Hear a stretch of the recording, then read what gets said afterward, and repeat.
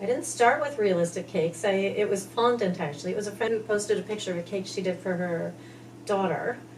And I remember seeing it and thinking, wow, that looks like fun.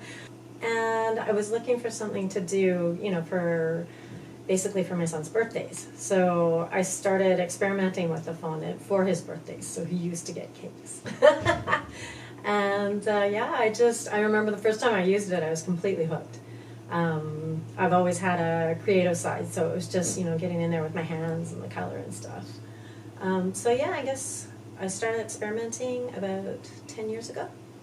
The cakes I enjoy the most are the ones that terrify me the most. So if someone comes, with a photo of their dog saying, I want a cake of this, I'm like, oh my God, can I actually do that? And it's a challenge. And I find like the animal cakes in particular, I just love doing them. But I start getting ideas from what other people have done, and then it starts, it's kind of like having a storyboard. I just start collecting images, and then if it's an animal, I start collecting like actual images of the animal and then examples of cakes people have done, and just gets the creative juices going in my head. Then I will say yes if I get really excited about it, and a lot of the time I refer on to actually a good friend of mine is a caker as well, and I'll refer the ones on that just don't inspire me because I'm not doing them justice. And usually my cakes take about 25 to 30 hours on average. It's really important to me for the recipes to be as good as the cake. Like once you eat the cake, that's part of the experience. A lot of people are actually surprised when they eat the cakes, and I've had some people say that their kid doesn't really even like cake, and that they're completely converted when they eat the recipes that I've sort of narrowed it down to. One of the reasons I do this is the joy that I see. I always ask clients, especially during COVID, because I wouldn't get to see them get the cake. Before COVID, I could see them get the cake. And little kids do this thing where they jump like straight up and down when they get the cakes, which I love to see. And I get people to send like either videos or photographs, and I tell them, I'm not going to share it on social media unless you want me to, but I just want to see that part. So if it's something that terrifies me, I'll be really driven to do a good job, and it'll be something that they'll be really excited about themselves. It's worth saying that when my son was born as well, I ended up in a wheelchair.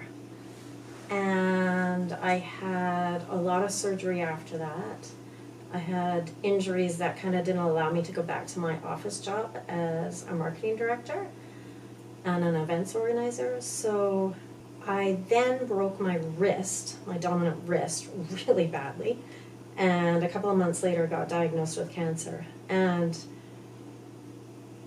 since then I've had 9 surgeries.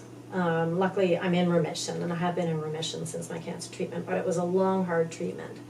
Hopefully, I'm going to have a good long stretch now. Hopefully, but life doesn't work that way. You never know what's ahead. But it really does, like I said, circling back to the joy thing, bringing other people joy, trying to bring some joy, into my life. How much love and thoughtfulness and caring she puts in knowing that she's making something that is to celebrate a really important milestone for kids. Like a kid's birthday is as big as it gets in the year, right? Maybe Christmas competes a bit, but it's all about them, the birthday.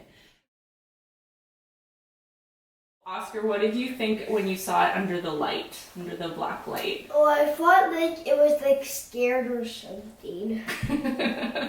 Because actually if it's scared, then it do the boule and it scares away the predator.